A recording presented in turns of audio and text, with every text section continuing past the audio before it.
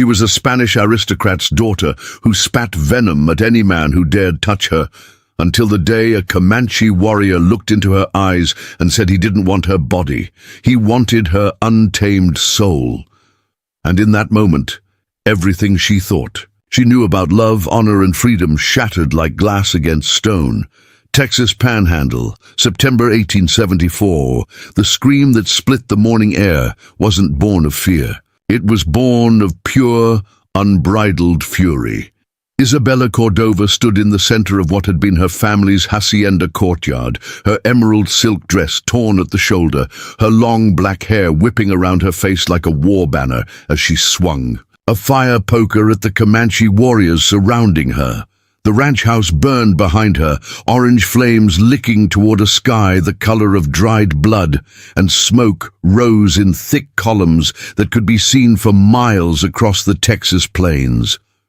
3 of Don Eduardo Cordova's vaqueros lay motionless in the dust, their blood seeping into the same earth they had worked for 20 years. Isabella's father and 2 brothers had ridden out before dawn to check the northern pastures, leaving her with only the household staff and a handful of ranch hands who were no match for a Comanche war party that struck like lightning from the endless grassland.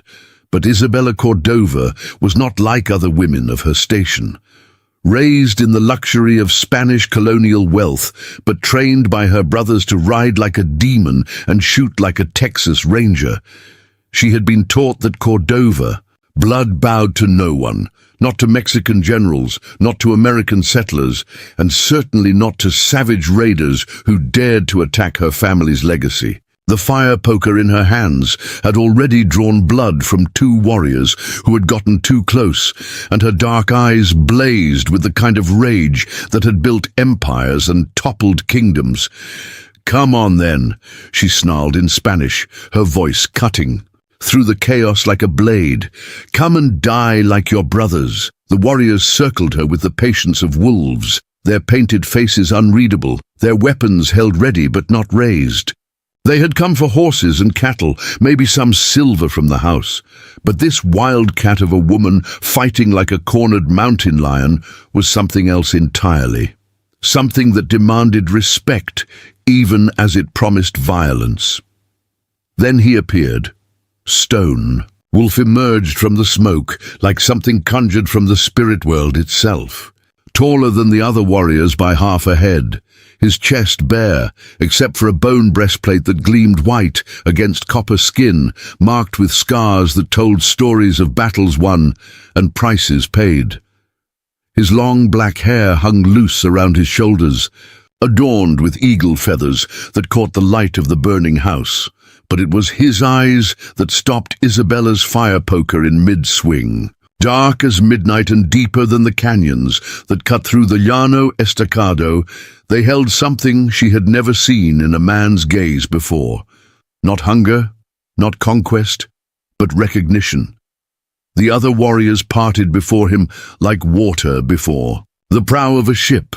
Isabella raised her makeshift weapon higher, her breath coming in sharp gasps, her heart hammering against her ribs like a caged bird desperate for flight. Blood from a cut on her cheek had dried in a thin line down to her jaw, and her silk dress bore the stains of ash and earth and defiance. "I am Stone Wolf of the Quahadi Comanche," he said in perfect Spanish, his voice carrying the authority of a man who had never needed to raise it to be obeyed. "I have come to claim what is mine. Nothing here belongs to you, savage," Isabella spat, tightening her grip on the poker. "This is Cordova land. My grandfather's blood is in this soil, and mine will be before I let you take what is ours." Stone Wolf studied her with those impossible eyes, taking in every detail. The way she held herself, despite being outnumbered 20-1. The proud lift of her chin, even with her world burning around her. The fire in her voice that spoke of bloodlines that had conquered half of Mexico and would not be broken by mere circumstance. "Your grandfather's blood," he repeated slowly, as if tasting the words. "Tell me, daughter of Spain, how did your grandfather come to possess this land?" Isabella's eyes narrowed. "He earned it, built it from nothing, made it bloom in a desert." "Made it bloom," Stonewolf echoed, and now there was something almost like amusement in his tone. "By what right did he make the buffalo grass bloom with Spanish wheat? By what authority did he fence the prairies where my people have hunted for 10,000 summers?" "By the right of the strong," Isabella shot back without hesitation. "The same right you claim now." Something flickered across Stonewolf's face. Surprise, perhaps, or approval. He raised his hand, and the warriors who had been creeping closer stopped as if they had struck an invisible wall. "You speak of strength," he said, taking a single step forward. Isabella raised the poker, but he made no aggressive move. "Yet you stand alone against 20. Your men are dead. Your house burns. Your family is not here to protect you. What strength do you claim now?" "The strength to die before I submit," Isabella replied, her voice steady as stone. "The strength to take as many of you with me as I can. The strength to know that Cordova blood has never begged for mercy, and it won't start with me." For a long moment, the only sounds in the courtyard were the crackling of flames and the distant lowing of cattle being driven away by the other raiders. Stonewolf regarded Isabella with an expression she couldn't read. His head tilted slightly, as if she were a puzzle he was trying to solve.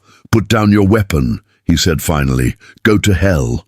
Put down your weapon, and I will tell you something that will change your mind about dying today." Isabella laughed, but there was no humor in it. "Nothing you could say would change my mind about dying before I let your hands touch me." Stonewolf's expression didn't change. "I am not interested in your body." The words hit Isabella like a physical blow, not because they were cruel, but because they were so utterly unexpected.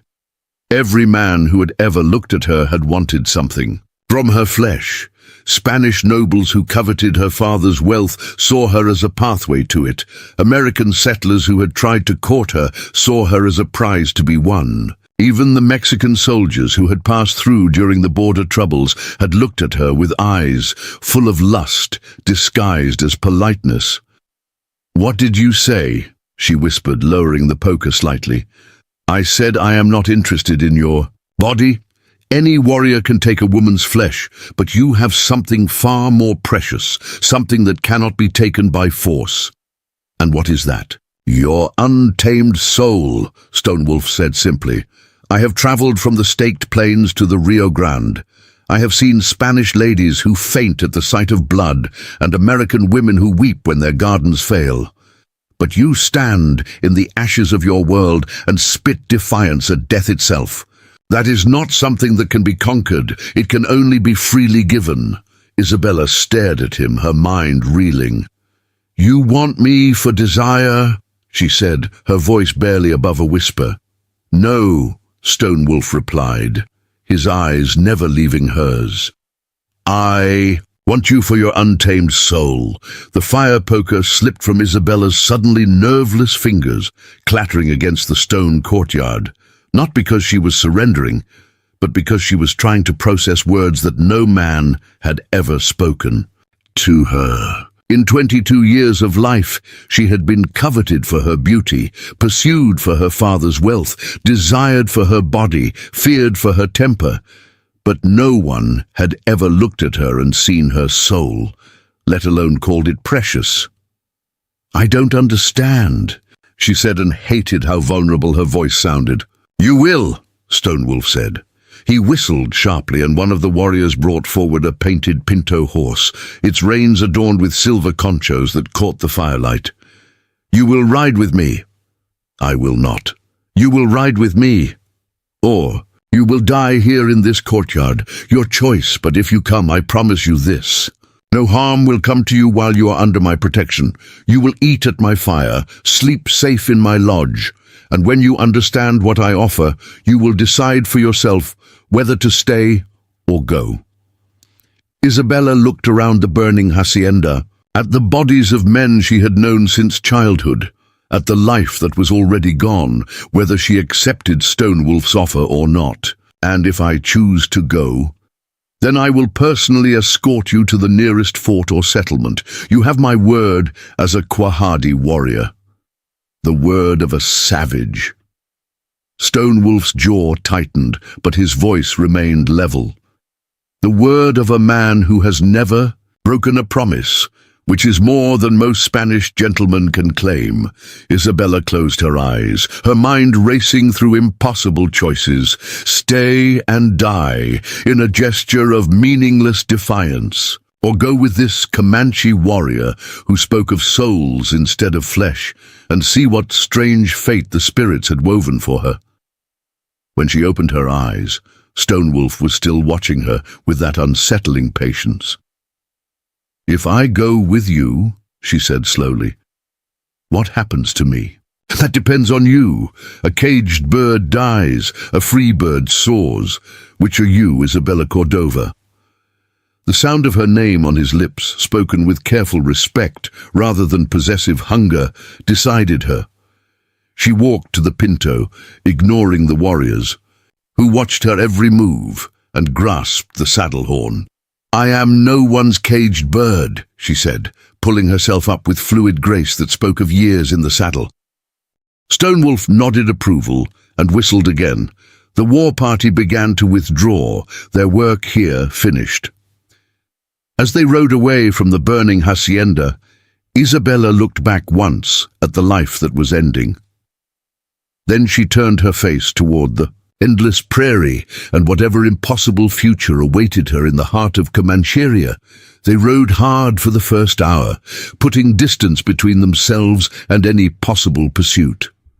The war party moved with practiced efficiency, their horses' hooves drumming against the earth in a rhythm that seemed to echo the heartbeat of the land itself. Isabella rode in the center of the group, surrounded but not constrained, her hands free on the reins and her weapons taken but not destroyed. As the sun climbed higher, Stonewolf called a halt near a small creek lined with cottonwoods. The warriors dismounted to water their horses and rest, but Isabella remained mounted, watching Stonewolf with wary eyes. He approached her slowly, his hands visible and empty. "You are wondering why I spared you," he said without preamble.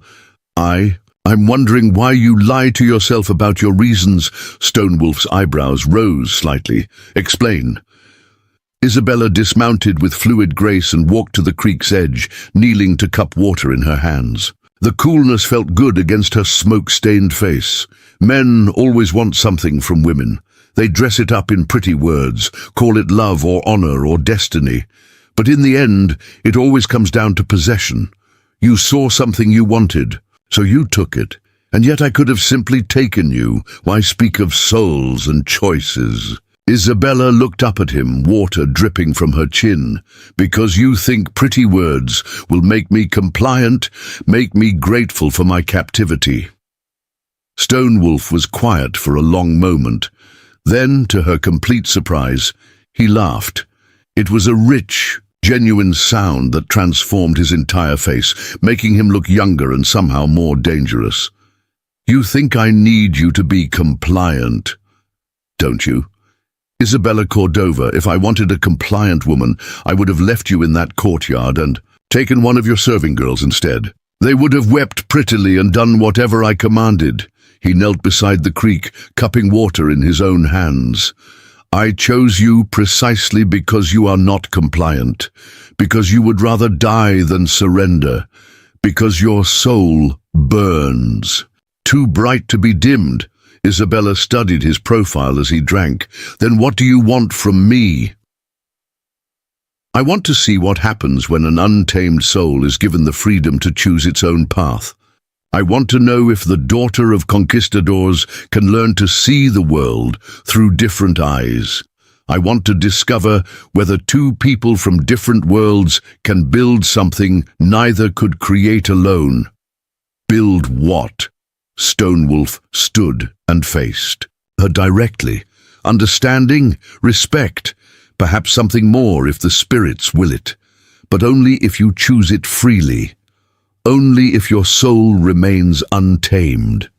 Isabella felt something shift in her chest, a crack in the armor she had built around her heart. This was not the conversation she had expected to have with a Comanche raider.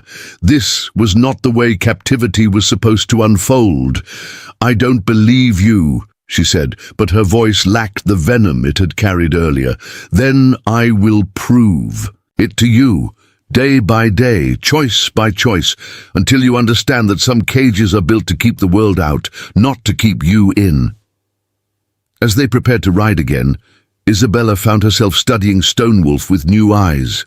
His movements were economical and graceful, his interactions with his warriors marked by mutual respect rather than fear-based obedience. When he helped her remount, his touch was brief and respectful, his hands offering assistance rather than claiming possession. The afternoon sun beat down mercilessly as they rode deeper into the vast emptiness of the Llano Estacado. Isabella had heard stories of this land, tales of travelers who had vanished into its endless grass, of armies that had marched into its heart and never returned. But riding through it now, she began to understand why the Comanche called it home. There was a terrible beauty in its vastness, a freedom that no fence could contain. That evening, they made camp beside a small spring that bubbled up from the earth like a gift from the spirits themselves. Isabella watched as the warriors went about their tasks with practiced efficiency, setting up a small camp that could be broken and moved at a moment's notice. Stonewolf approached her with a bundle of clothing and a pair of moccasins. "Spanish. Silk is beautiful," he said, "but not practical for the plains. These will serve you better." Isabella looked at the offered garments, soft doeskin decorated with intricate beadwork, clearly made by skilled hands. "Whose are these?" "They were made for you." "Made for me? When?" Stonewolf's expression became unreadable. 3 moons ago, when the vision came. Isabella felt a chill run down her spine that had nothing to do with the cooling evening air. What vision? A dream of fire and fury. A woman with eyes like emeralds and a soul like lightning. "The spirits told me to be ready, that my destiny would come wrapped in Spanish silk and wielding flame." Isabella stared at him, her mind struggling to process his words. "You're saying you knew? Before today you knew you would find me?" "I knew I would find someone like you. The spirits rarely reveal faces, only essences. But when I saw you in that courtyard, fighting like a warrior goddess, with the world burning around you, I knew the vision had come to pass." As the stars emerged in the vast Texas sky, Isabella sat by the small fire, wearing the doeskin clothes that fit her as if they had been tailored in Madrid. The soft leather moved with her body like a second skin, and the intricate beadwork caught the firelight in patterns that seemed to dance with their own life. Across the fire, Stonewolf sat in contemplative silence, occasionally adding fuel to the flames. "Tell me about this vision," Isabella said finally. Stonewolf looked up, his eyes reflecting the firelight. "You truly wish to know?" "I need to understand what you think you see in me." He was quiet for a moment, staring into the flames, as if seeing something beyond the dancing light. "For weeks, I dreamed of fire, not the destructive fire of war, but the sacred fire of transformation. In the dreams, I saw a woman who burned within a flame, whose spirit could not be broken by any earthly force. The spirits told me that this woman would teach me something I needed to learn, just as I would teach her. Teach me what? That strength without wisdom is merely destruction. That freedom without purpose is just another form of captivity. That love without respect is only possession wearing a prettier mask." Isabella felt tears prick at the corners of her eyes, though she couldn't say why. "And what was I supposed to teach you?" Stonewolf's gaze met hers across the fire. that some things are worth more than conquest, that the most precious gifts cannot be taken, only given, that sometimes the greatest victory is knowing when not to fight. The night wind whispered through the grass around their small camp, carrying, with it, the scents of sage and distant rain. Isabella pulled the soft blanket Stonewolf had given her closer around her shoulders and tried to make sense of a day that had started with her old life and ended with something entirely new. "I still don't trust you," she said quietly. "Good," Stonewolf replied. "Trust must be earned, but perhaps in time you will come to understand that not all captivity looks like chains, and not all freedom looks like escape." As Isabella lay down on the soft buffalo robe that would serve as her bed, she stared up at a canopy of stars, unlike any she had ever seen from the hacienda. The sky seemed larger here, more infinite, as if the very heavens had expanded to match the endless prairie. And somewhere in that vastness, she began to sense that her story was just beginning. 5 days into the heart of Comancheria, Isabella, Cordova discovered that survival on the plains required skills no Spanish finishing school had ever taught. The endless grass stretched in every direction like a green ocean, broken only by the occasional creek or cluster of mesquite trees that provided precious shade from the relentless Texas sun. Her hands, once soft as silk from a life of privilege, now bore blisters from helping to break camp each morning and set up each night. Stonewolf watched her struggles without offering help she hadn't asked for, but Isabella noticed how he positioned himself to catch her if she stumbled, how he ensured she always had water before taking his own share, how he quietly adjusted their pace when he saw her flagging. It was consideration disguised as indifference, and it both frustrated and intrigued her. On the 6th morning, Isabella woke to find the camp in controlled chaos. The warriors moved with urgent efficiency, packing gear and saddling horses, with the kind of speed that spoke of immediate danger. Stonewolf appeared at her side, his face grim as the approaching storm clouds that darkened the eastern horizon. "What's happening?" Isabella asked, struggling to roll her buffalo robe, with hands that still fumbled with the unfamiliar task. "Cavalry patrol," Stonewolf replied tersely, helping her secure the bedroll to her saddle. 20 soldiers, maybe more, following our trail from your ranch. They're half a day behind us, but closing fast." Isabella felt her heart hammer against her ribs. Part of her had been hoping for rescue, for a return to the familiar world of her childhood. But another part, a part that was growing stronger each day, felt something that surprised her. Disappointment, as if being rescued meant losing, something she was only beginning to understand. "Will they find us?" she asked. Stonewolf's dark eyes met hers, and she saw something in them that made her breath catch, not fear, but regret, as if he too was disappointed by the prospect of their journey ending before it had truly begun. "Not if we reach the canyon country, before they catch our trail, but we'll have to ride hard, and the horses are already tired." The war party mounted and rode out within minutes, their movements coordinated by years of living with the constant threat of pursuit. Isabella found herself pressed to keep up with a pace that would have killed lesser horses and broken weaker riders. The painted pinto beneath her was sure-footed and strong, but she could feel its labored breathing as they pushed across terrain that grew more rugged with each mile. By midday, the sun beat down like a blacksmith's hammer, and Isabella's vision began to blur from heat and exhaustion. Her water had run out an hour ago, but she had not asked for more, unwilling to show weakness that might slow the group. Stonewolf rode beside her, close enough that she could see the concern in his eyes, even as he maintained the punishing pace.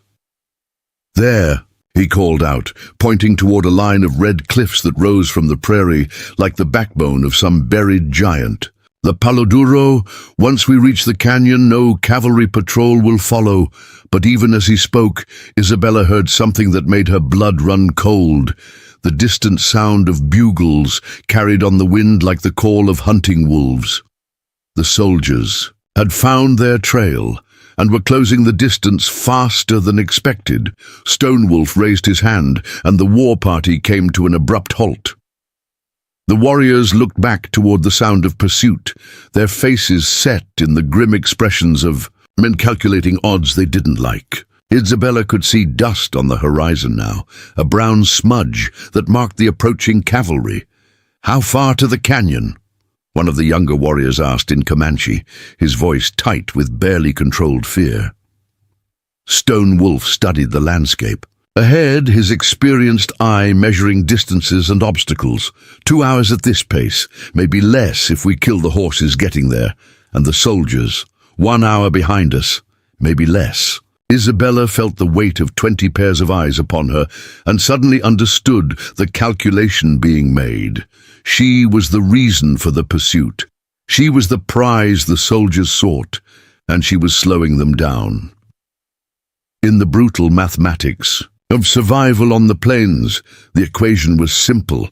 Abandon the captive, and the war party could outdistance their pursuers. Keep her, and they all risked death or capture. "Leave me," she said quietly, the words burning her throat like acid. Stonewolf turned to stare at her, his expression unreadable. "What did you say?" "Leave me for the soldiers. You'll move faster. Without me, and they'll stop pursuing you once they have what they came for." For a moment, the only sound was the wind whistling through the buffalo grass and the distant call of the bugles growing ever closer. Then Stonewolf did something that shocked Isabella to her core. He laughed. Not the bitter laugh of a man facing impossible odds, but the genuine amusement of someone who had just heard something absurd. "You think I would abandon you to save myself? It's the smart thing to do, the practical thing." Stonewolf dismounted and walked to her horse, looking up at her with those dark eyes that seemed to see straight through to her soul. "Isabella Cordova, in 5 days you have learned to sleep on the ground without complaint. You have eaten food that would make a Spanish lady vomit. You have ridden farther and harder than most men could endure. And now, when death rides at our backs, your first thought is to sacrifice yourself for warriors who are not even your people." Isabella felt tears prick at the corners of her eyes, though whether from emotion or exhaustion she couldn't say. "They're not my people either, but they don't deserve to die because of me." Stonewolf reached up and took her hand, his calloused fingers warm and strong against hers. "Now you begin to understand what I saw in that burning courtyard. What the spirits showed me in my dreams. Not just courage, but the kind of courage that thinks of others before itself." The bugles sounded again, closer now, and Isabella could make out individual riders in the dust cloud that marked their approach. "Understanding won't stop bullets." "No," Stonewolf agreed, remounting his horse, "but it might give us the edge we need to outrun them." He turned to address his warriors in rapid Comanche, his voice carrying the authority of a war leader who had faced death before and lived to tell the tale. Isabella couldn't understand all the words, but she caught enough to know he was asking for volunteers, not to abandon her, but to stay behind and slow the pursuit while the rest of the group escaped. 3 of the older warriors immediately urged their horses forward, their faces set with the calm acceptance of men who had always known they would die in battle.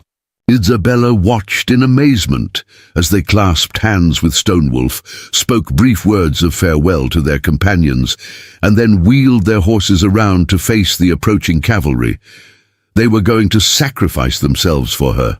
Men who owed her nothing were prepared to die so that she might live. "I won't let them do this," Isabella said, her voice fierce with sudden determination. "You cannot stop them. They have chosen their path, as I have chosen mine." "Then choose differently." Isabella shot back, surprising herself with the vehemence in her voice. "There has to be another way." Stonewolf studied her face for a long moment, and Isabella saw something shift in his expression. as if he had just made a decision that would change everything. Before we jump back in, tell us where you're tuning in from, and if this story touches you, make sure you're subscribed, because tomorrow I've saved something extra special for you. There is. But it requires trust. Complete trust. Do you trust me, Isabella Cordova? Isabella looked at this man who had shown her more respect in 6 days than most men had in her entire life. This warrior who spoke of souls instead of flesh, who asked for trust instead of demanding submission, who was willing to die rather than abandon her to save himself. I trust you. Then follow my lead and do exactly as I say. No questions, no hesitation. Our lives may depend on it. Stonewolf whistled sharply, and the 3 volunteers rejoined the group, their faces showing surprise but not question. He spoke rapidly to his warriors, issuing orders that sent them scattering in different directions. Some rode north, others south, their tracks deliberately crossing and recrossing to confuse any attempt to follow. Within minutes, only stone. Wolf and Isabella remained, sitting their horses in the middle of the vast prairie, while dust clouds marked the retreat of his war party and the advance of the cavalry patrol. "Are you insane?" Isabella hissed. "They'll be here in minutes." "Exactly," Stonewolf replied, dismounting and beginning to strip the silver conchos from his horse's bridle. "Help me with this." "Help you with what?" "Making us invisible." For the next few minutes, Isabella found herself following Stonewolf's urgent instructions without fully understanding their purpose. They stripped their horses of anything that might identify them as part of a war party, buried their weapons beneath a pile of stones that looked natural but could be found again, and rubbed dirt into their clothes and skin until they looked like travelers who had been riding hard across hostile country. "Now," Stonewolf said, pulling Isabella close enough that she could feel the warmth of his breath against her ear. "You are my wife. We are fleeing from a Comanche raid that destroyed our ranch. We have been riding for days, seeking the protection of the army. Can you play this part?" Isabella stared at him, her mind reeling from the audacity of his plan. "You want to ride up to the cavalry patrol and pretend to be settlers? I want us to survive. This is how we do it." The sound of hoofbeats was growing louder, and Isabella could see the blue uniforms of the approaching soldiers. There was no time for second thoughts, no opportunity to devise a better plan. She looked into Stonewolf's dark eyes and saw her own desperation reflected there, but also something else. Confidence, the absolute certainty of a man who had bet his life on worse odds and won. "What if they don't believe us? Then we die together. But if they do believe us, we live together. Which fate do you prefer?" Isabella took a deep breath, squared her shoulders, and prepared to give the performance of her life. "Let's find out." Stone. Wolf helped her remount, and together they rode toward the approaching cavalry patrol, their horses moving at the exhausted pace of animals that had been pushed to their limits. Isabella let her hair fall loose around her face, allowed genuine tears of exhaustion to track through the dirt on her cheeks, and prepared to convince 20 battle-hardened soldiers that the Comanche warrior beside her was actually her husband. The patrol was led by a young lieutenant whose brass buttons gleamed despite the dust of hard riding. His face was burned red by the sun, and his eyes held the wariness of a man who had learned not to trust anything he encountered on the frontier. Behind him rode a mix of grizzled veterans and green recruits, all of them armed and alert for signs of the war party they had been tracking. "Hold there!" the lieutenant called out, raising his hand to signal a halt. "State your names and a business." Stonewolf rode forward slightly, positioning himself protectively between Isabella and the soldiers. When he spoke, his voice carried no trace of the accent that marked him as Comanche. Instead, he sounded like what he claimed to be, a rancher from the border country, his English polished by years of dealing with both Mexican and American authorities. "Lieutenant, thank God you found us. I'm James Stone, and this is my wife Elena. Our ranch was hit by Comanches 3 days ago, burned us out, killed our hands, stole our stock. We've been riding hard trying to reach Fort Griffin." The lieutenant's eyes narrowed as he studied them, taking in their exhausted appearance, their travel-worn clothes, the obvious distress of the woman who clung to her husband's side. "James Stone, you said. I don't recall that name from the settler rolls. We're not official settlers, Lieutenant, just trying to make a living on land that belonged to my wife's family before the war. Mexican grant, if you know what I mean." Isabella forced herself to look up at the officer, letting him see the tears in her eyes, the exhaustion that carved lines around her mouth. "Please, Senor," she said, allowing her Spanish accent to color the English words. "We have been riding so long. My husband, he tries to be strong, but we have lost everything." The lieutenant's expression softened slightly at the sight of her distress, but his suspicion remained. "Which direction did the war party go when they left your place?" Stone Wolf pointed north, away from the route his warriors had actually taken. "They rode toward the Canadian River, Lieutenant. Maybe 20 of them, led by a big buck with eagle feathers in his hair, took our horses and cattle with them. One of the sergeants urged his horse forward, his weathered face skeptical. "Begging your pardon, Lieutenant, but something don't smell right here. That trail we've been following led straight this way, not north toward the Canadian." Isabella felt her heart stop as the sergeant's words threatened to destroy their deception.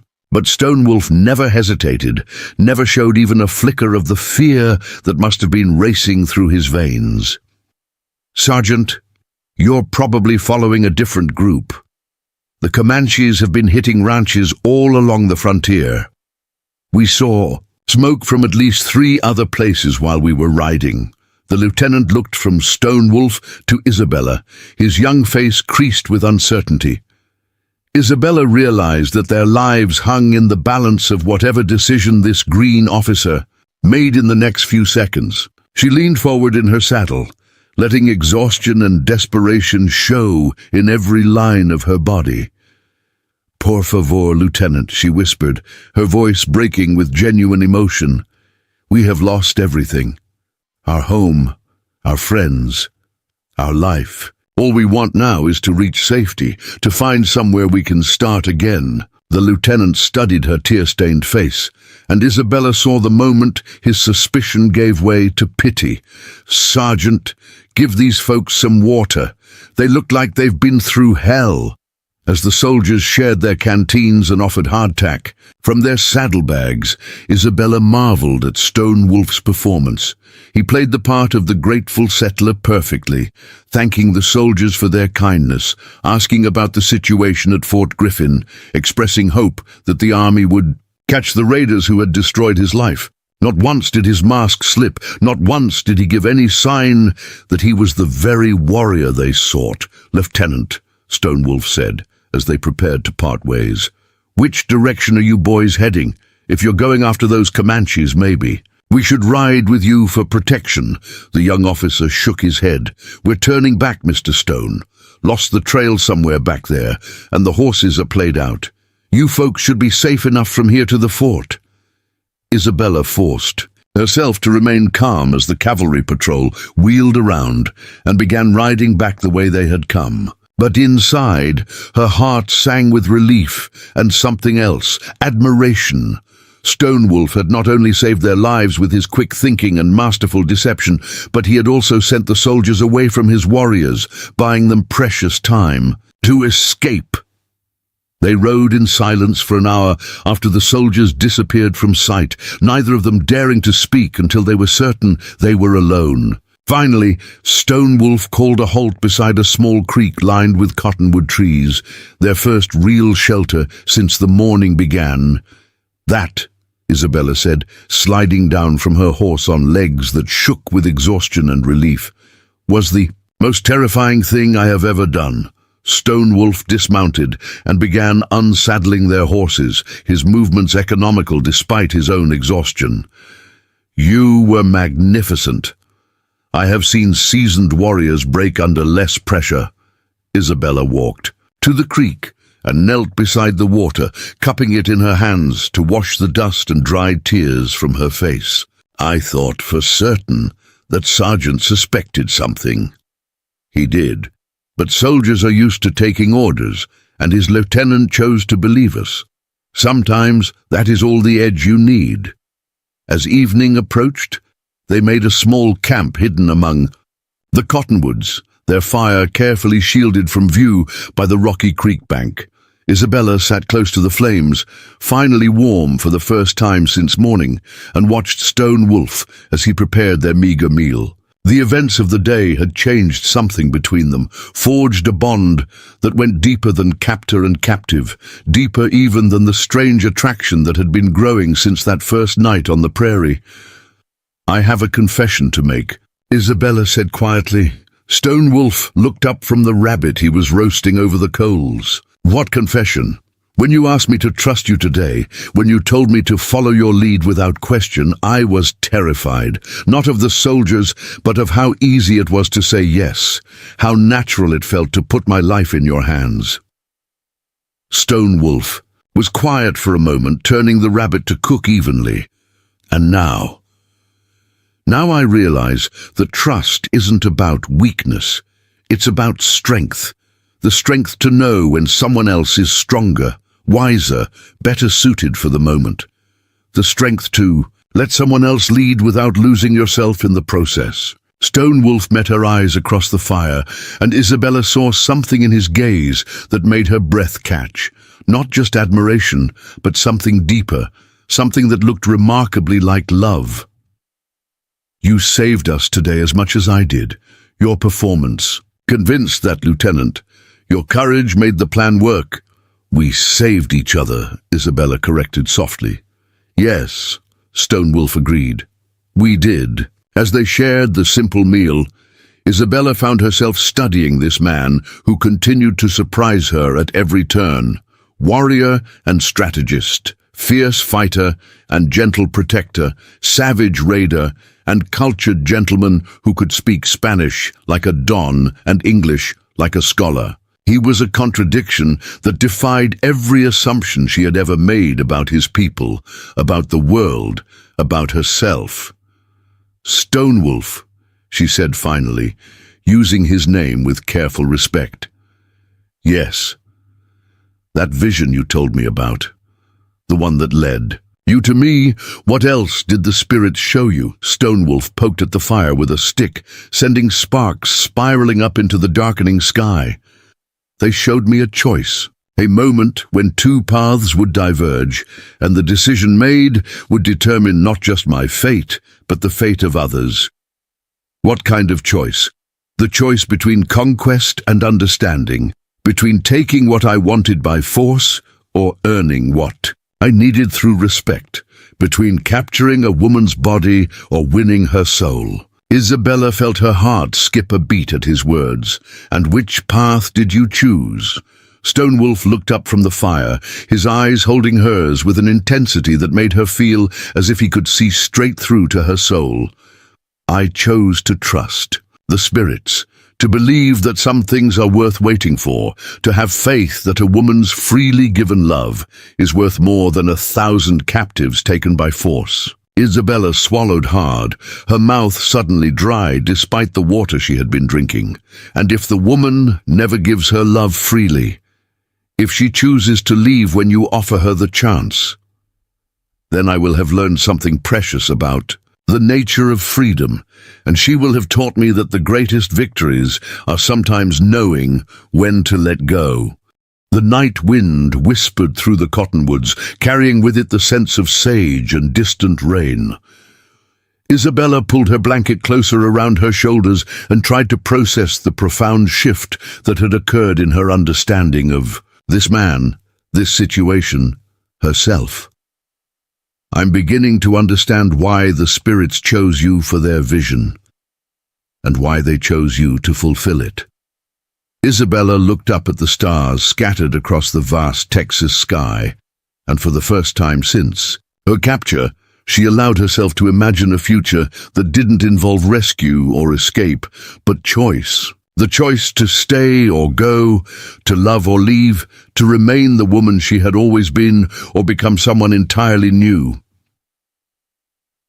3 weeks deep in the Palo Duro Canyon, Isabella Cordova learned that the heart of Comancheria was nothing like the savage wasteland she had been taught to imagine. The Great Canyon carved into the Texas plains was a hidden world of red rock spires and ancient cottonwoods, of crystal springs that bubbled up from limestone depths and meadows where wild horses ran, free as the wind that carved these towering walls. Here, away from the endless warfare of the frontier, she glimpsed the true soul of the Comanche people. Stonewolf's band had established their winter camp in a sheltered bend of the canyon where the walls rose 300 feet on either side, creating a natural fortress that had protected his people for generations. The lodges were arranged in a careful pattern that spoke of ancient wisdom, positioned to catch the morning sun while remaining hidden from the prying eyes of any cavalry patrol foolish enough to venture into the canyon's depths. Isabella had been given her own lodge, smaller than Stonewolf's, but equipped with everything she needed for comfort and privacy. Buffalo robes lined the walls, painted parfleches held her few possessions, and a fire pit in the center provided warmth during the cold desert nights. It was more luxury than many frontier settlements could offer, yet it came with something. No amount of Spanish gold could buy respect. No one entered without permission. No one made demands of her time or attention. No one treated her as anything less than a guest of honor. But it was the children who truly opened her eyes to the complexity of Comanche life. They gathered around her lodge each morning, their dark eyes bright with curiosity about the strange woman who had come from the burning world beyond the canyon walls. At first, Isabella had been terrified of them, remembering the lurid tales of savage cruelty she had heard in the settlements. Instead, she found children who laughed and played and learned just like any others, who showed her how to weave grass into baskets and taught her words in their musical language. Tua, a little girl named Morning Star, said, pointing to Isabella's hair as she braided it with nimble fingers. Tua means beautiful, Isabella smiled, touched by the child's innocent acceptance. And what do you call your hair, Morning Star? The girl giggled, her small hands never pausing in their work. Pabi, but yours is different, like the sun caught in spider's silk. These daily interactions began to erode the foundations of everything Isabella had believed about the people who had taken her. She watched Stonewolf's sister, Bright Moon, tend to her infant son with the same tender devotion any Spanish mother would show. She saw the warriors teaching their sons to hunt and their daughters to prepare healing medicines. She witnessed the deep reverence they showed for the elderly, the way they cared for those too old to care for themselves.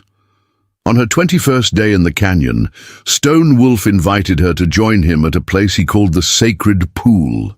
It was a natural spring that emerged from a cave deep in the canyon wall, its waters so clear they seemed like liquid crystal. The pool was surrounded by ancient pictographs painted on the red rock by hands that had been dust for centuries, images of buffalo and horses and human figures locked in eternal dance.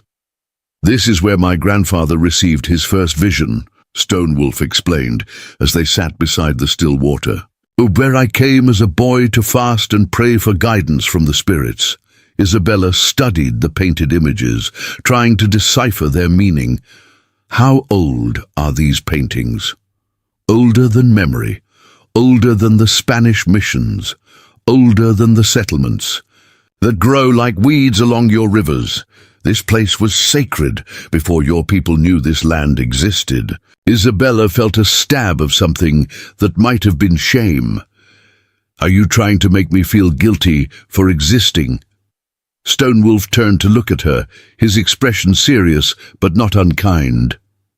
I am trying to help you understand that the world is larger and older than the borders men draw on maps, that wisdom comes in many forms, and not all of them wear Spanish silk or speak European languages.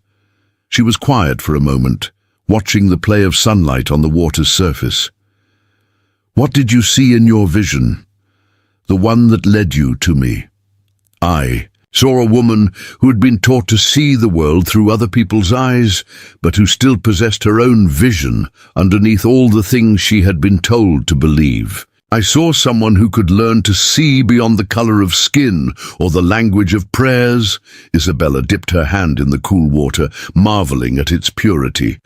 And what if your vision was wrong? What if I'm exactly what I appear to be?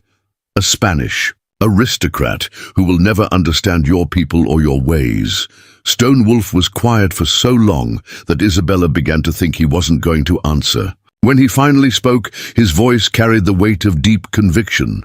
Then the spirits would not have sent me dreams of fire and transformation. They would not have shown me a woman whose soul burned bright enough to light the darkness.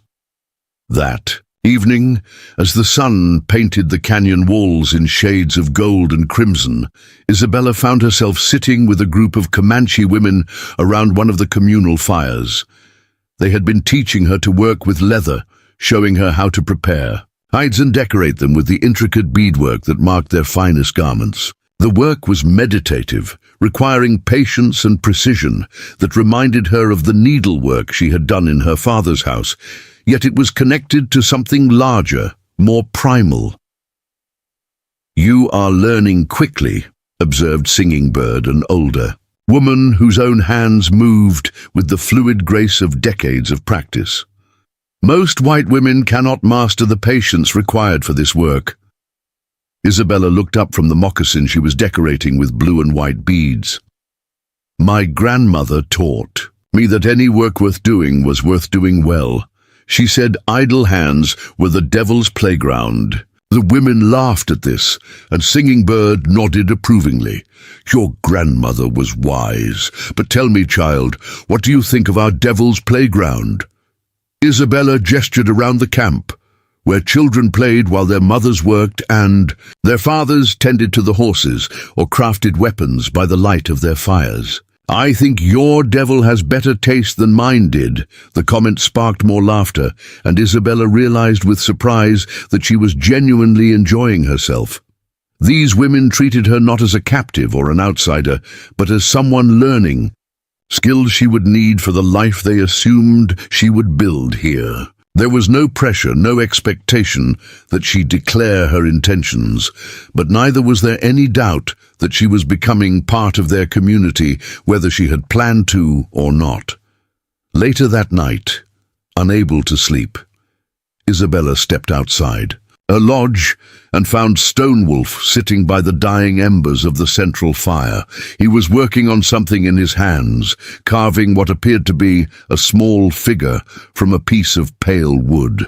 The firelight played across his features, softening the harsh lines of his warrior's face and revealing something almost gentle in his concentration. "Couldn't sleep either," she said, settling beside him on the log that served as a bench. "The spirits are restless tonight. Sometimes they speak loudest when the world is quiet." Isabella looked at the carving in his hands. It was taking the shape of a horse, its lines flowing and graceful despite the limitations of the wood. "You have many talents. My grandfather taught me that a warrior who could only fight would die when the fighting ended. A man must know how to create as well as destroy, or he is not truly a man."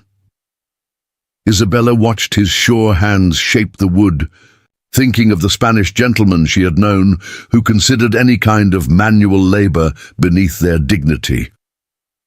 "What will you do with it when it's finished?" "Give it to Morning Star. She has been asking for a toy horse since the snows began."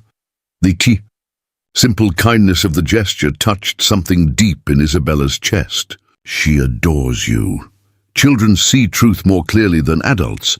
They have not yet learned to lie to themselves about what they observe.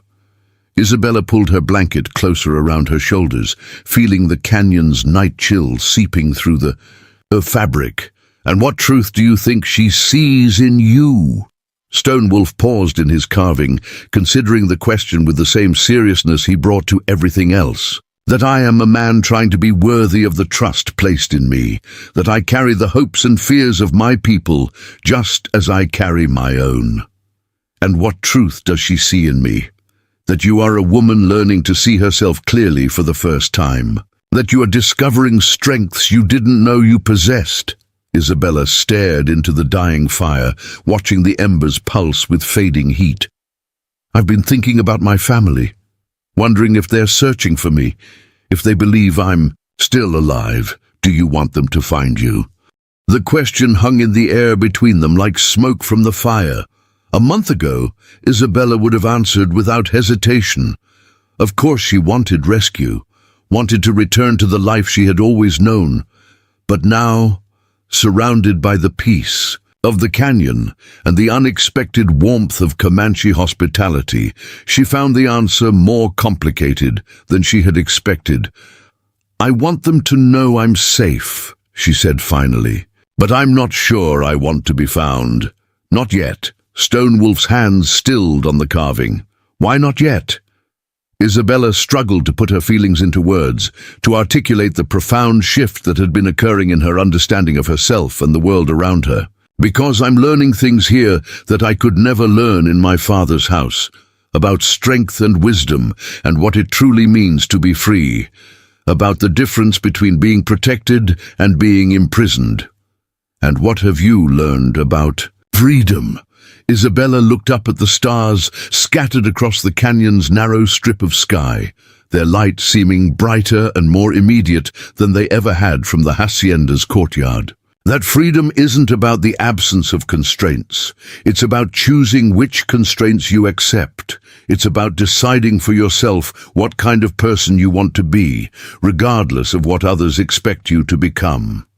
Stone Wolf resumed his carving, but Isabella could see that her words had affected him. That is a hard-won wisdom.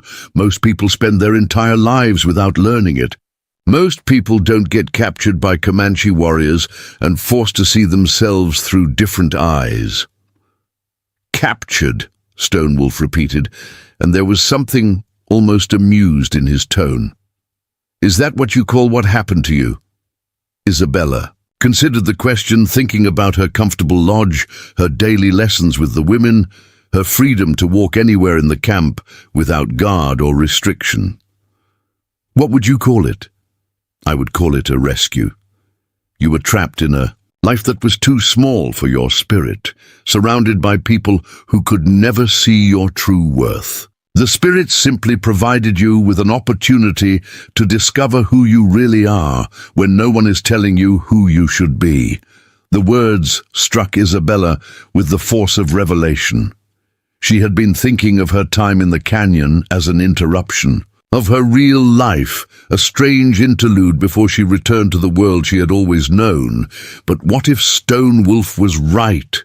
What if this was not a detour, but a destination? What if the woman she was becoming here was more real than the woman she had been in her father's house? The next morning brought a commotion that shattered the peaceful routine of camp life. Riders approached from the south, their horses lathered with sweat and their faces grim with urgent news.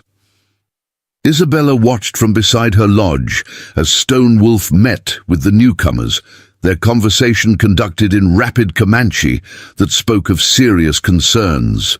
Bright Moon appeared at Isabella's side, her face troubled. Soldiers, she explained in the mixture of Spanish and English they used to communicate. Many soldiers, with wagons and cannons. They are building a new fort at the mouth of our canyon. Isabella felt her heart sink as the implications became clear. The army was no longer content to chase Comanche war parties across the open plains. They were moving to cut off access to the traditional strongholds, to force the proud people of Stone Wolf's band out of their ancestral homes and onto the reservations where so many other tribes had already been confined. Stonewolf approached them, his face set in the grim lines she had learned to recognize as his war expression. The news is worse than we hoped. Colonel Mackenzie himself leads this expedition. He has orders to clear the canyon of all Comanche presence by spring. Isabella knew that name. Ranald Mackenzie was the Army's most effective Indian fighter, the man who had broken the power of the Comanche on the southern plains. If he was here, it meant the government had finally decided to finish what decades of warfare had begun. "What will you do?" Isabella asked, though she already dreaded the answer. "We will fight if we must. But fighting means women and children will die. Fighting means the end of everything we have built here." Isabella looked around the camp that had become more home to her in 3 weeks than her father's hacienda had been in 22 years. Preparing and narrating this story took us a lot of time, so if you are enjoying it, subscribe to our channel. It means a lot to us now. Back to the story. She thought of morning stars' laughter, of singing birds' patient teaching, of the sacred pool where Stonewolf had shared his deepest truths. The thought of it all being destroyed by cannon fire made her physically ill. "There has to be another way," she said desperately.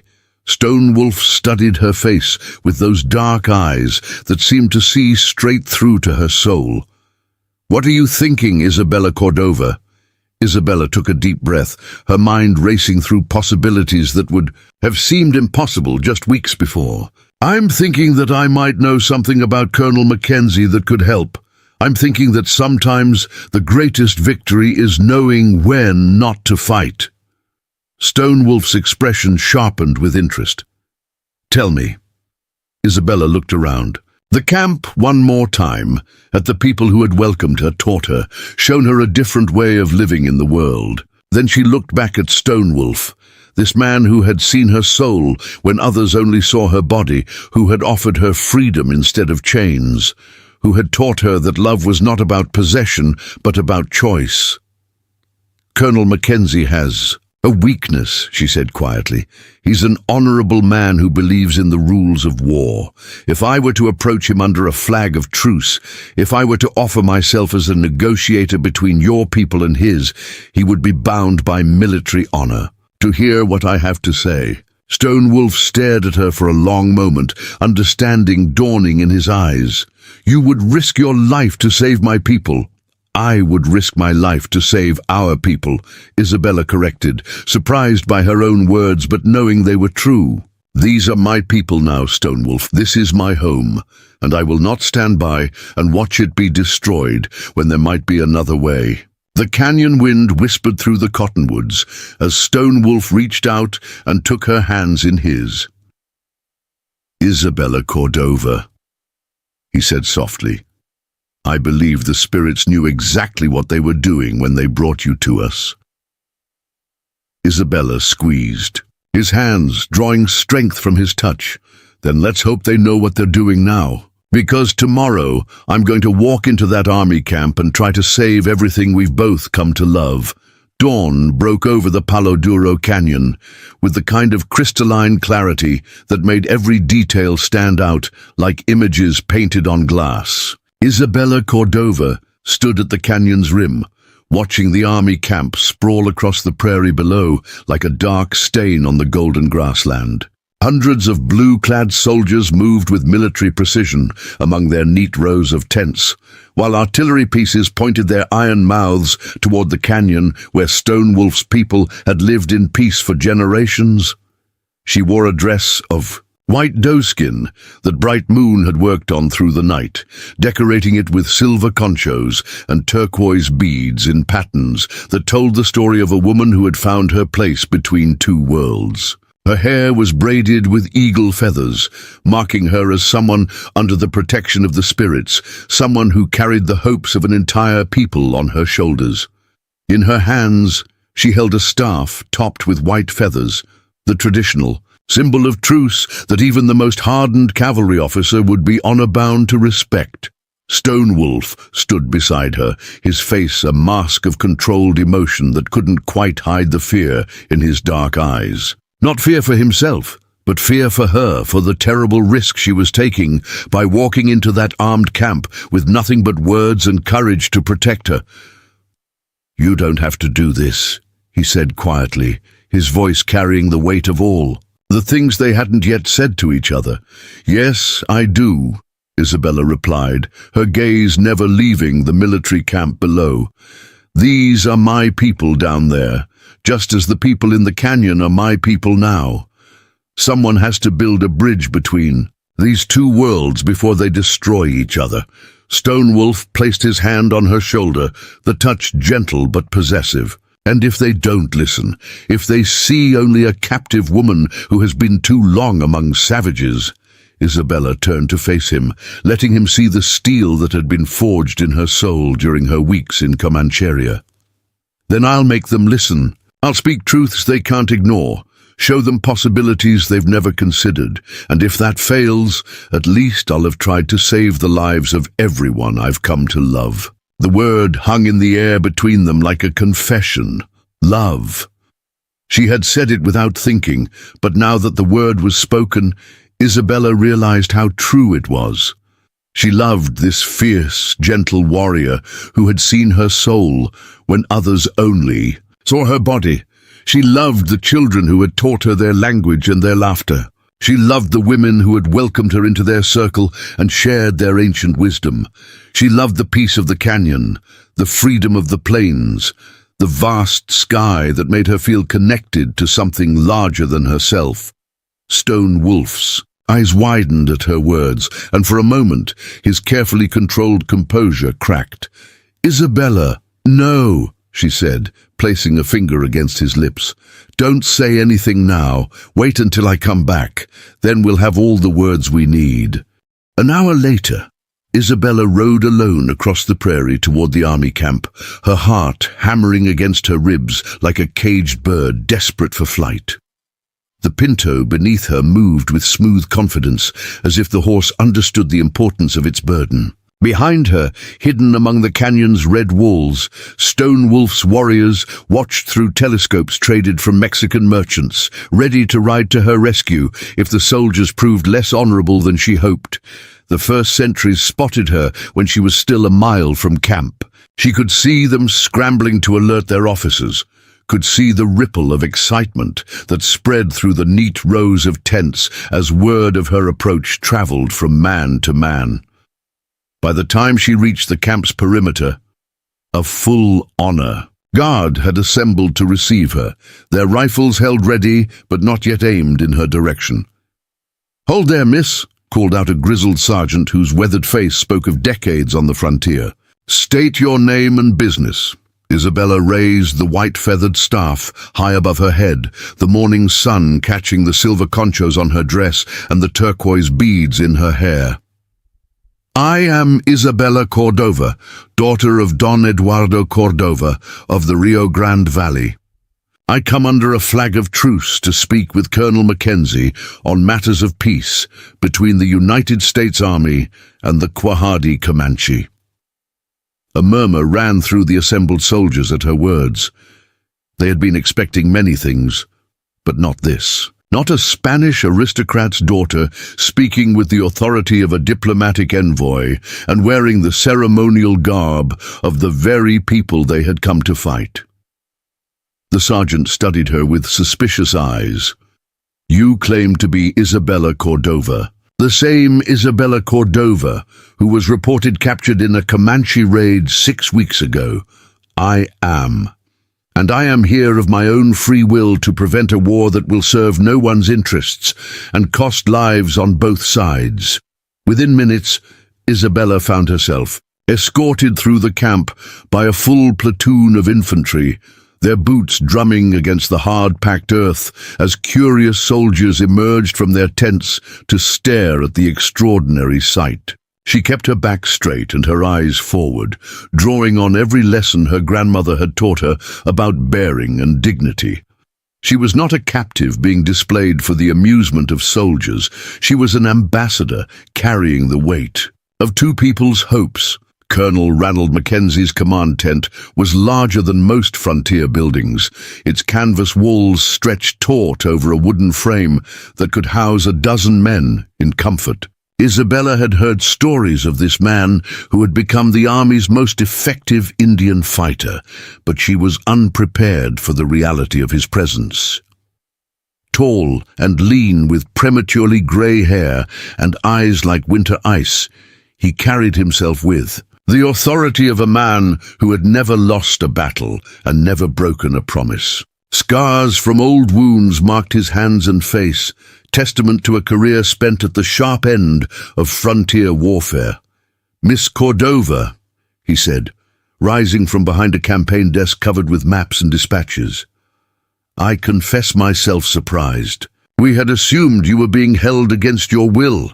Isabella met his gaze directly, letting him see that she was neither frightened nor intimidated by his reputation.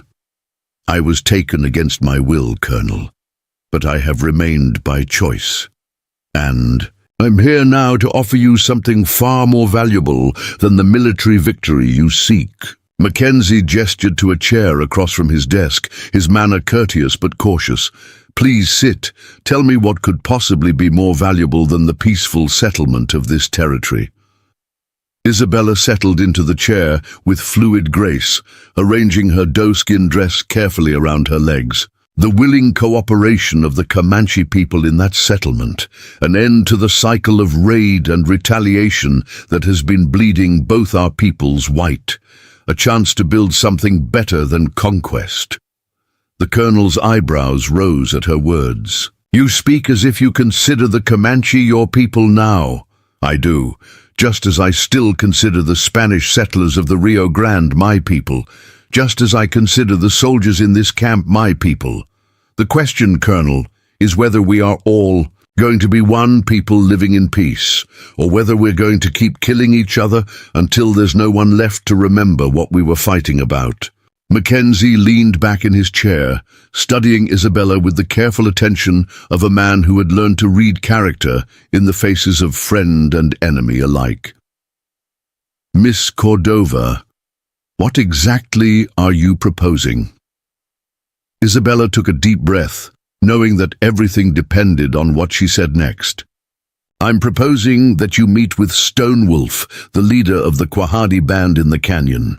I'm proposing a treaty that recognizes Comanche rights to their ancestral lands while establishing trade relationships that benefit both peoples. I'm proposing that we choose cooperation over conquest." "Stone Wolf," Mackenzie repeated, and Isabella saw something flicker in his eyes. Recognition, perhaps, or respect. "I've heard that name. He's the war leader who humiliated Captain Morrison's patrol last spring, the one who's been raiding settlements from here to the Mexican border. He's also the man who saved my life when his warriors wanted to leave me for dead, the man who treated me with more respect than many so-called gentlemen ever have, the man who taught me that wisdom comes in many forms, and not all of them speak English or wear blue uniforms." Mackenzie was quiet for a long moment, his fingers drumming against the wooden surface of his desk. "Miss Cordova, you must understand my position. I have orders from Washington to clear this territory of hostile Indians, to bring them into the reservations or drive them out entirely. I cannot simply ignore those orders because a captive woman has developed sympathies for her captors." Isabella felt anger flare in her chest, but she forced herself to speak calmly. "I am not a captive woman, Colonel. I am a free woman who has chosen to serve as a bridge between two peoples who desperately need to understand each other. And I am offering you the chance to succeed where every other military commander has failed, not through force of arms, but through force of wisdom." The colonel's expression hardened. "And what makes you think Stone Wolf would honor any treaty we might negotiate? The Comanche have broken every agreement they've ever made with the United States government, because this time the agreement would be made with someone who understands both peoples, someone who can speak to the deepest values of both cultures, someone who has earned the trust of the very man you seek to defeat, Isabella leaned forward, letting passion color her voice. "Colonel, I have lived among Stonewolf's people for 6 weeks. I have seen them at peace as well as at war. I have watched them care for their children, honor their elders, protect their traditions. They are not the savage monsters your reports make them out to be. They are people fighting for their homes, their families, their way of life. Just as you would fight if foreign soldiers came to occupy your ancestral lands." Mackenzie's expression softened slightly at her words. "Miss Cordova, I appreciate your sincerity, but even if I were inclined to negotiate, why should I trust the word of a war leader who has spent years raiding American settlements? Because he trusted the word of a Spanish woman who had every reason to hate him. Because he saw past the color of my skin and the language of my prayers to the person I really am. Because he taught me that honor is not about the uniform you wear or the flag you serve, but about the promises you keep and the principles you uphold." The tent fell silent, except for the distant sounds of camp life filtering through the canvas walls. Mackenzie stared at Isabella for a long moment, and she could see him weighing her words against everything he had been taught about Indians, and warfare and the duties of a soldier. Finally, he spoke. "What exactly are you asking me to do?" "I'm asking you to meet with Stonewolf under a flag of truce, to listen to what he has to say, to consider the possibility that there might be a better way than driving these people from the only home they've ever known. And in return, Stonewolf will guarantee safe passage for all settlers through Comanche territory. He will end the raids on ranches and wagon trains. He will work with you to establish trading posts that benefit both peoples.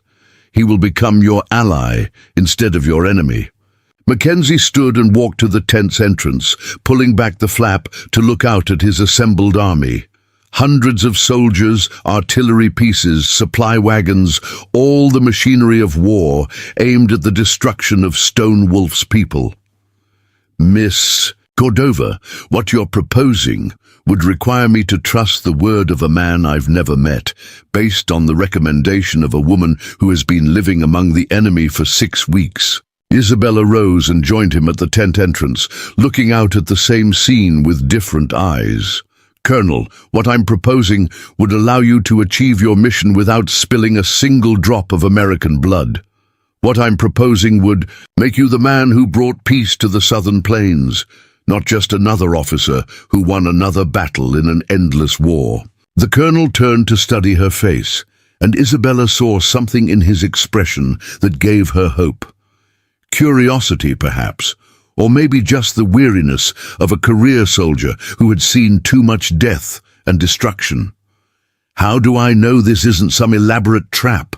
How do I know Stonewolf won't use a peace meeting as an opportunity to attack my camp? Because he gave me his word as a Quahadi warrior that no harm would come to me while I was under his protection, and because he understands, as you should understand, that some things are more important than winning battles." Isabella placed her hand on the colonel's arm, a gesture that would have been scandalous in the drawing rooms of San Antonio, but felt natural and necessary here on the edge of the frontier. "Colonel Mackenzie, I am asking you to trust me, to trust the judgment of a woman who has seen both sides of this conflict and believes there is a better way forward. To trust that sometimes the greatest victory is the one that ends a war instead of extending it." Mackenzie was quiet for a long moment, his weathered face creased with thought. When he finally spoke, his voice carried the weight of a decision that would change the fate of two peoples. "Miss Cordova, against my better judgment and contrary to everything my experience has taught me about dealing with hostile Indians, I am going to accept your proposal."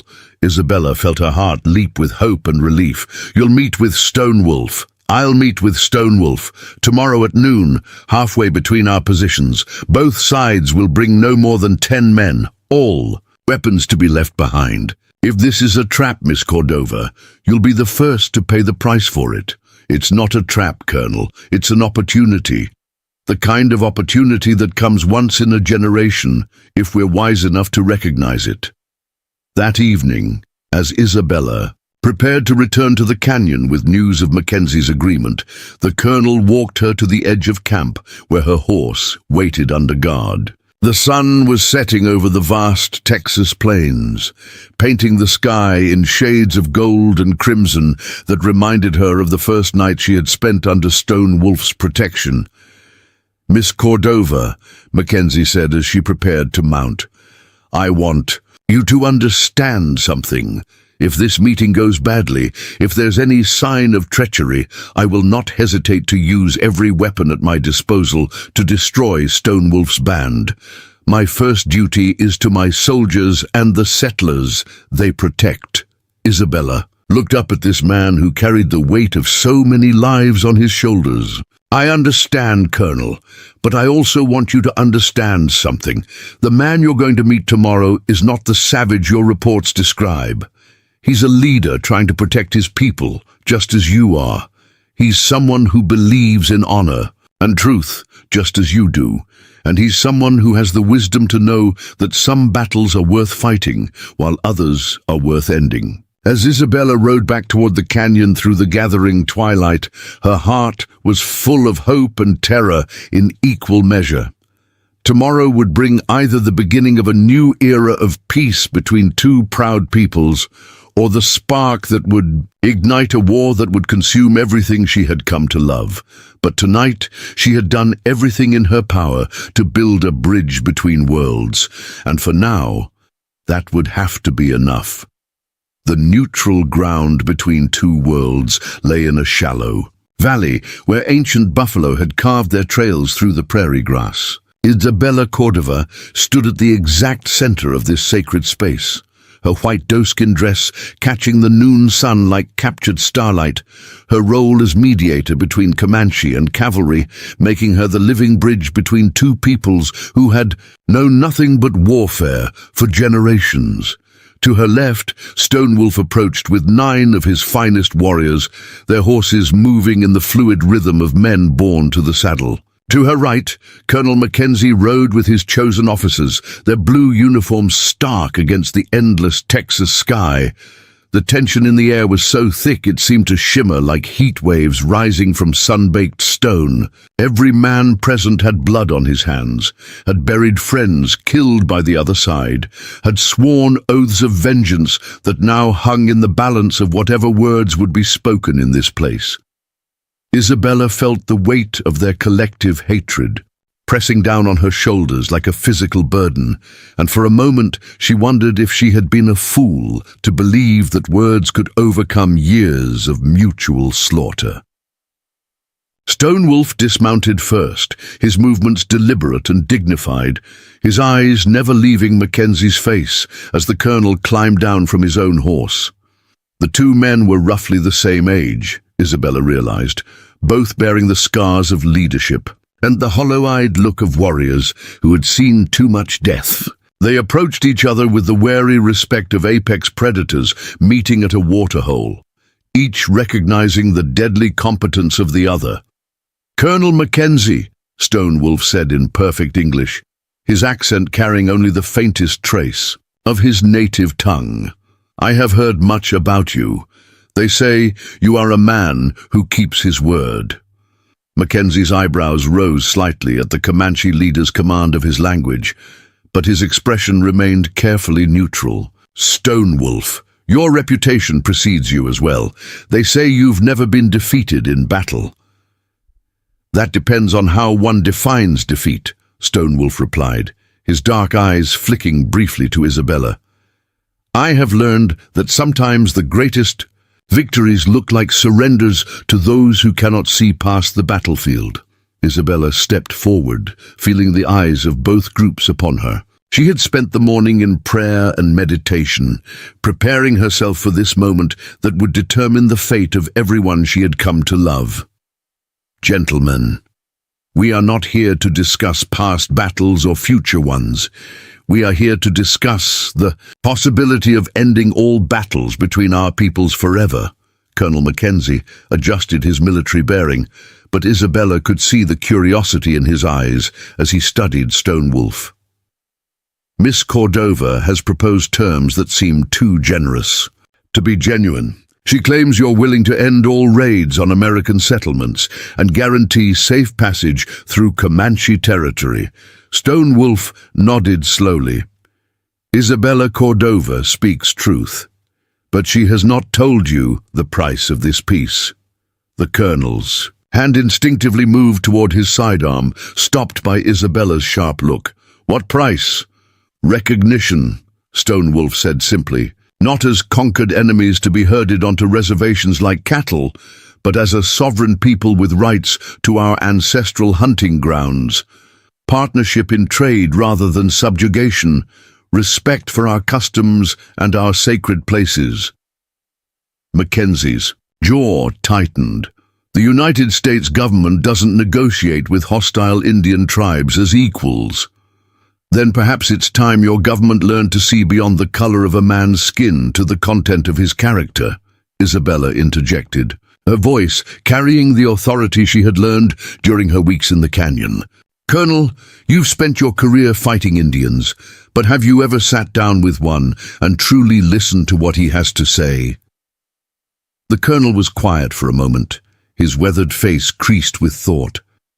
I've taken surrenders. I've negotiated releases of captives. But no, Miss Cordova, I've never engaged in the kind of philosophical discussion you seem to be suggesting. Stone Wolf gestured toward a cluster of large stones that formed a natural amphitheater in the valley floor. Then perhaps today would be a good day to begin. In my culture, important matters are decided in council, with all voices heard and all wisdom shared. Will you sit with us as equals, Colonel, and speak of things larger than tactics and casualties? What followed was unlike any military conference in the history of the frontier wars. The two leaders sat cross-legged on buffalo robes Isabella had spread between the stones, their officers arranged in a circle around them while she served. As translator not just of languages, but of cultures, helping each man understand the deeper meaning behind the other's words. Stone Wolf spoke first, his voice carrying the cadence of ancient oral tradition as he told the story of his people's connection to the land. He spoke of buffalo herds that once darkened the plains like moving thunderclouds, of sacred sites where his ancestors had received visions from the Great Spirit, of a way of life that had sustained his people for countless generations. His words painted pictures of a world the soldiers had never seen, a complex civilization built on mobility and adaptation rather than cities and farms. You see this land as empty space to be filled, Stone Wolf said, his dark eyes reflecting the afternoon. Son, but to my people it is already full of spirits and memories, full of the bones of our ancestors and the promise of our children's future. When you fence it and plow it and build your towns upon it, you are not creating civilization. You are destroying one that was already here. Colonel Mackenzie listened with the careful attention of a career soldier receiving intelligence reports, his expression revealing nothing of his thoughts. When Stone Wolf finished speaking, the Colonel was quiet for a long moment before responding. I appreciate the poetry of your words, Stone Wolf, but poetry doesn't change the reality of manifest destiny. This territory will be settled by American citizens, whether your people cooperate or not. The only question is whether that settlement comes through war or peace. Isabella felt the fragile hope of the morning beginning to crumble under the weight of the Colonel's pragmatism, but Stone Wolf merely nodded, as if he had expected exactly this response. Then let me speak to you not as a warrior, but as a man of business. What would it cost your government to fight us until the last Comanche is dead or captured? The question caught Mackenzie off guard, and Isabella saw him calculating numbers in his head. I don't see how that's relevant. Humor me, Colonel. How many soldiers would die? How many supply wagons would be raided? How many settlements would be burned while your army chases shadows across 1,000 miles of prairie? How much gold would your government spend to accomplish what you could achieve today with words instead of bullets? Mackenzie's expression grew thoughtful as the implications of Stone Wolf's question sank in. It would be expensive, both in lives and treasure, and at the end of this expensive war, what would you have gained? Land, yes, but land soaked in blood and haunted by the ghosts of unnecessary death. Now imagine instead that you gained the same land through alliance rather than conquest. Imagine Comanche warriors guiding your supply trains instead of attacking them. Imagine trading posts where our peoples exchange goods and ideas instead of rifle fire. Imagine what could be built with cooperation instead of what must be rebuilt after destruction. Isabella watched the interplay between the two leaders with growing excitement. She could see Stone Wolf's words taking root in the colonel's pragmatic mind, could see him beginning to envision possibilities that went beyond the narrow parameters of his military mission. "You paint an attractive picture," Mackenzie admitted. "But how do I know your people would honor such an agreement? How do I know this isn't some elaborate deception designed to buy you time to escape with your band intact?" Stone Wolf reached into the leather pouch at his side and withdrew something. That made Isabella's breath catch in her throat. It was a war lance, its shaft decorated with eagle feathers and painted with symbols that told the story of his greatest victories. The lance was the symbol of his authority as a war leader, the physical embodiment of his power and prestige among the Comanche people.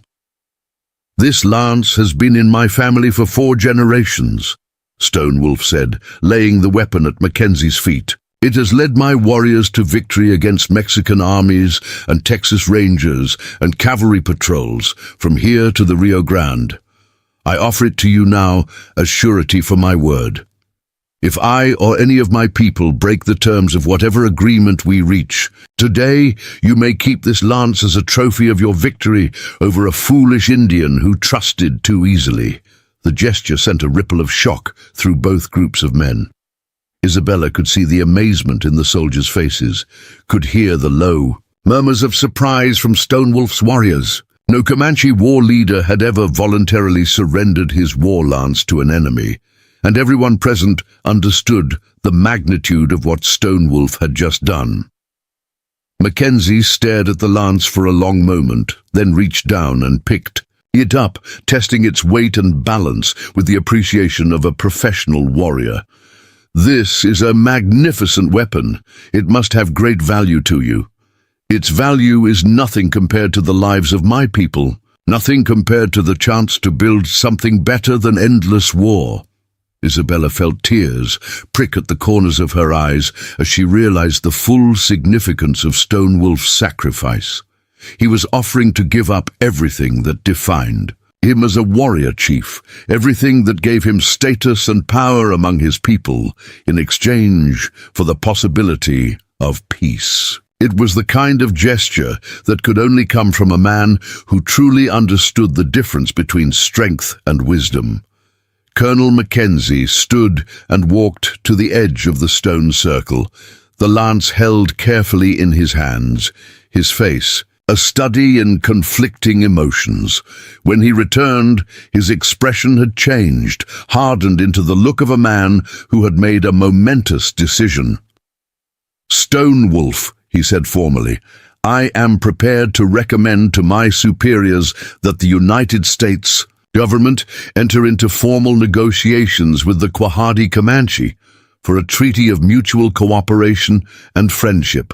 But such a treaty would require guarantees that go beyond the surrender of a single war lance, no matter how symbolic." Stone Wolf nodded. "Name your terms." "First, the immediate cessation of all raids on American settlements, wagon trains, and military installations. Second, the return of all captives currently held by your people. Third, The establishment of formal boundaries within which your people may continue their traditional way of life, without interference from settlers or soldiers. Isabella held her breath as she waited for Stonewolf's response. These were harsh. Terms that would require him to give up the freedom his people had fought to preserve for generations. But she also knew they represented the best offer the Comanche were ever likely to receive from the United States government. "I accept your first condition without reservation," Stonewolf said slowly. "But your second and third require discussion. There are no captives among my people who wish to leave, and the boundaries you speak of must be drawn with our consent, not imposed by your government's arbitrary decisions." Isabella saw her moment and seized it. "Gentlemen, what if we approach these issues differently? Instead of captives and boundaries, what if we spoke of citizens and homelands? What if some people chose to live in both worlds, serving as bridges between your peoples?" Both men turned to look at her, understanding dawning in their eyes. She was speaking of herself, of her own choice to remain among the Comanche while maintaining her connections to the world beyond the canyon. But she was also speaking of a larger possibility, the chance to create a new kind of relationship between peoples who had been enemies for too long. "You would stay with Stonewolf's people permanently?" Mackenzie asked. "I would make my home where my heart leads me," Isabella replied carefully, "just as any free person should have the right to do." Stonewolf's dark eyes met hers across the circle, and Isabella saw something in them that made her pulse quicken. Not just love, but recognition of the choice she was making, the life she was choosing not just for herself, but for them both. The negotiations continued for hours, with both men working out the practical details of an unprecedented agreement. Trade routes and tribal boundaries, judicial procedures for disputes between peoples, mechanisms for communication between the army and the Comanche leadership. Isabella served as mediator and translator, helping both sides understand not just the words, but the intentions behind them. As the sun began to set over the Texas plains, painting the sky in shades of gold and crimson, Colonel Mackenzie and Stonewolf clasped hands in a gesture that would have seemed impossible just days before. The treaty they had hammered out was imperfect, full of compromises that satisfied neither side completely, but offered both peoples something more valuable than military victory: hope. The hope that war between them could end not in conquest, but in understanding. "Miss Cordova," Colonel Mackenzie said, as the two groups prepared to part ways, "I want you to know that what you've accomplished here today goes beyond anything I thought possible. You've given both our peoples a chance for a better future." Isabella looked out over the vast prairie where buffalo had once roamed, and where, if the treaty held, children of both peoples might someday play together in peace. "Colonel, I've simply done what any woman would do when she finds herself loving people on both sides of a war. I've tried to build bridges instead of walls." As they rode back toward the canyon in the gathering twilight, Stonewolf reached over and took Isabella's hand, his calloused fingers intertwining with hers. "Isabella Cordova," he said softly, "you have given me more than peace with the army. You have given me a reason to believe in tomorrow." Isabella squeezed his hand, drawing strength from his touch. "We have given each other that gift, Stonewolf, and tomorrow we begin building the life we both want to live." Above them, the first stars were appearing in the vast Texas sky, their light promising that some things endure beyond the conflicts of a single generation. And in that starlight, Isabella Cordova finally understood that she had found not just love, but home. 2 years after the Treaty of Palo Duro, Isabella Cordova Stonewolf stood on the same canyon rim where she had once watched an army prepare for war, but now she watched something far more beautiful. Below in the valley, a trading post bustled with activity as Comanche families bartered buffalo hides and silver jewelry with American merchants who had traveled hundreds of miles to reach this peaceful oasis in the heart of what was once hostile territory. Children of both peoples played together in the dust between the buildings, their laughter echoing off the red canyon walls like music from another world. The woman who watched this scene bore little resemblance to the Spanish aristocrat who had once fought with a fire poker in a burning courtyard. Isabella's skin was bronzed by 2 years under the Texas sun, her hands calloused from work that no finishing school had ever taught. Her long black hair braided with silver and turquoise in the Comanche style that marked her as the wife of a respected war leader. But it was her eyes that showed the deepest change. Where once there had been the guarded wariness of a woman who trusted no one, now there was the quiet confidence of someone who had found her place in the world. Stonewolf emerged from there, Lodge carrying their 6-month-old daughter, little Elena Morningstar, whose mixed heritage showed in her dark hair and green eyes that seemed to hold the wisdom of both her bloodlines.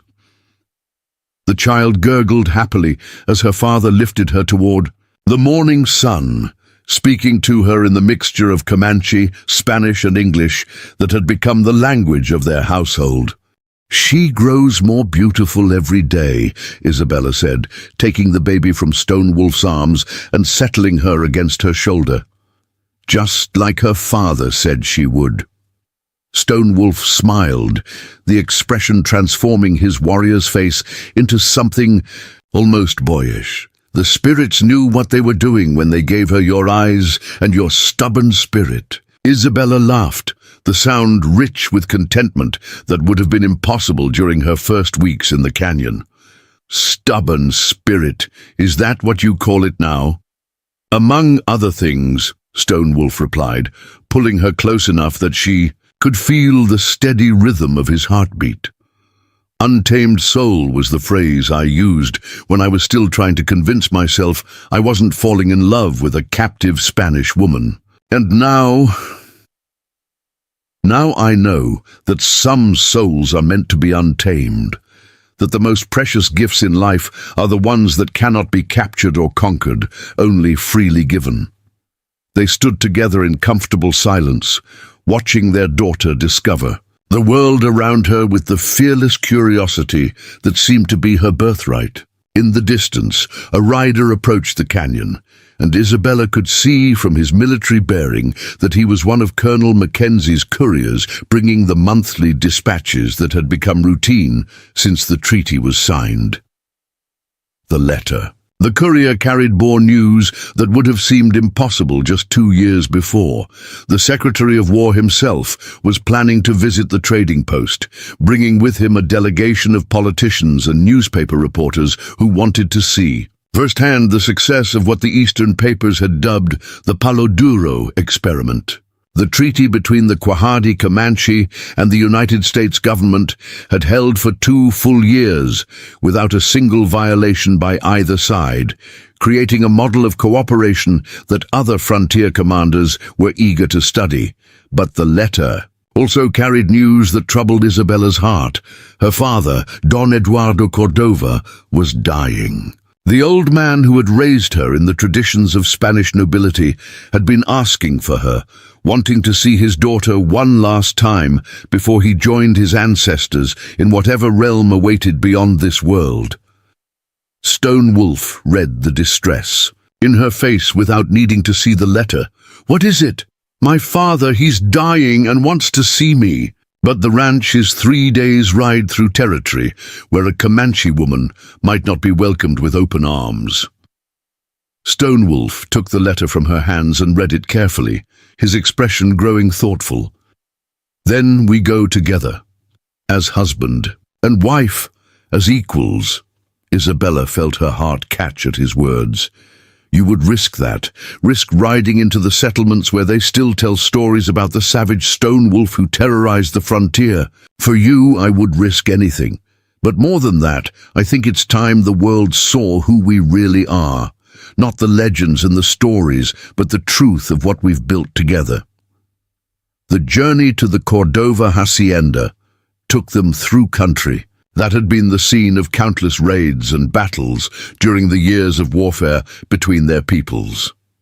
But now they traveled openly, Stone Wolf wearing the clothes of a successful rancher rather than a war leader, Isabella dressed in a traveling costume that blended Spanish elegance with practical frontier sensibilities. Little Elena rode in a cradleboard decorated with both silver conchos and Celtic knotwork, a living symbol of the new world her parents were creating. The reunion with her family was everything Isabella had hoped and feared. Her father, weakened by the lung fever that was slowly killing him, wept when he saw his daughter alive and healthy, his grandchild in her arms. Her brothers, Miguel and Carlos, struggled to reconcile their memories of their fierce sister with the composed woman who spoke of treaties and trade agreements with the casual authority of someone who had helped negotiate them. But it was Stone Wolf who surprised them most.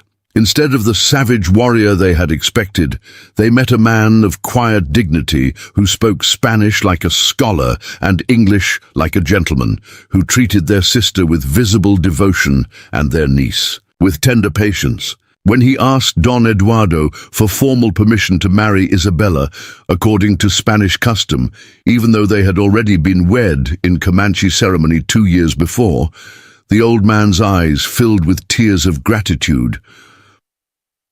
"I was wrong, Don," Eduardo whispered to Isabella during one of their private conversations. "I raised you to be a proper Spanish lady, but the spirits had other plans. They made you something far greater, a bridge between worlds, a woman who could love without losing herself." The wedding ceremony that took place in the hacienda's chapel 3 days later was unlike any the Rio Grande Valley had ever seen. Father Martinez, the elderly priest who had baptized Isabella as a child, performed the Catholic rite, while Morning Bird, Stone Wolf's medicine woman, conducted the traditional Comanche blessing. Guests included Spanish dons and Comanche warriors, American settlers, and Mexican vaqueros, all gathered to witness something that would have been unthinkable just 2 years before.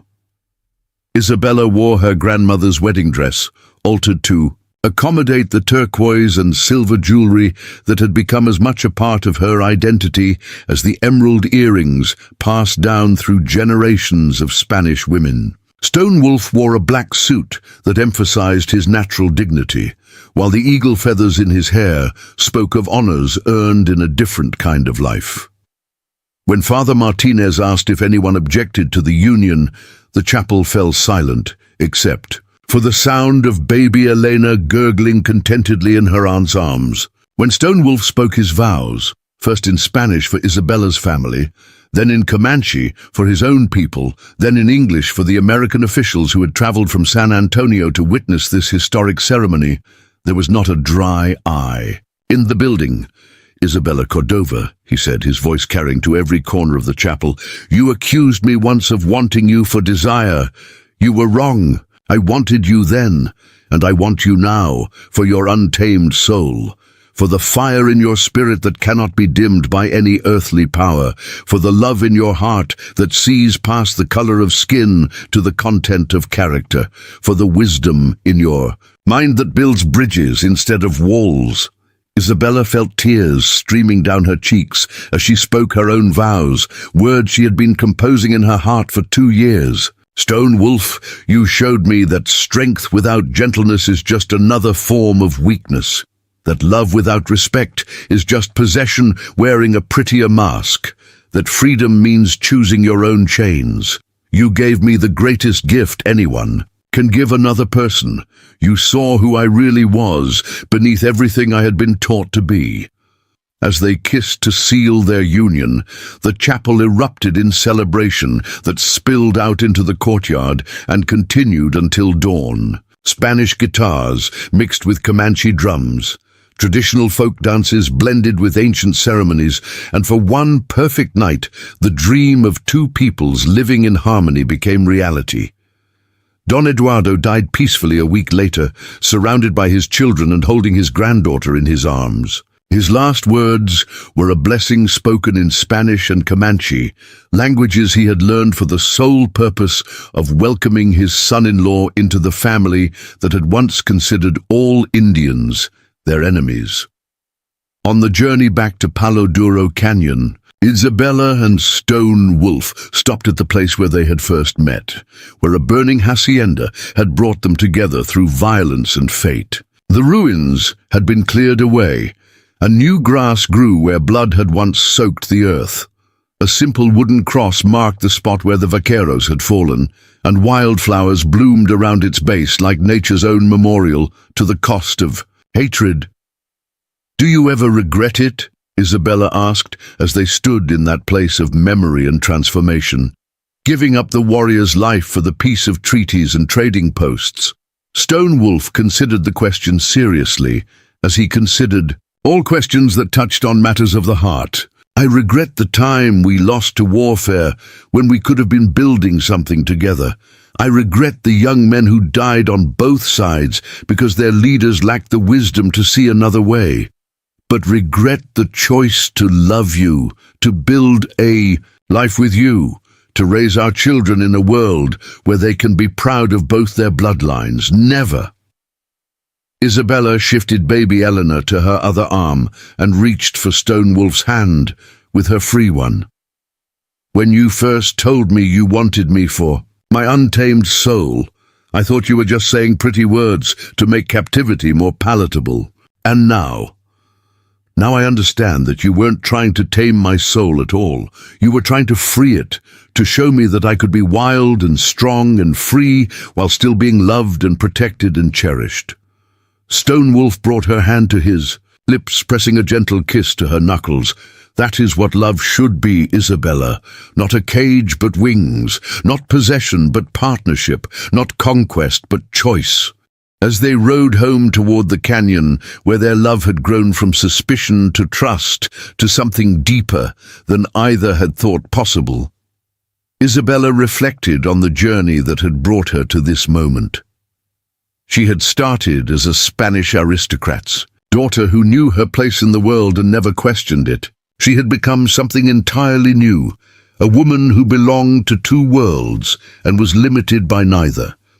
A mother raising children who would never have to choose between their heritage and their happiness. A wife who had found in love not the loss of herself, but the discovery of who she was, always meant to be. The untamed soul-stone wolf had recognized in that burning courtyard still burned as bright as ever. But now it burned not in defiance or desperation, but in joy, in the joy of a woman who had learned that the greatest freedom comes not from having no constraints, but from choosing which constraints to accept. In the joy of love that asks not for submission but for partnership. In the joy of a life built not on the destruction of enemies, but on the creation of family. And in the vast Texas sky above them, stars wheeled in their ancient patterns, bearing witness to a love story that had changed the world one choice at a time. Up next, you've got two more standout stories right on your screen. If this one hit the mark, you won't want to pass these up. Just click and check them out, and don't forget to subscribe and turn on the notification bell so you don't miss any upload from us.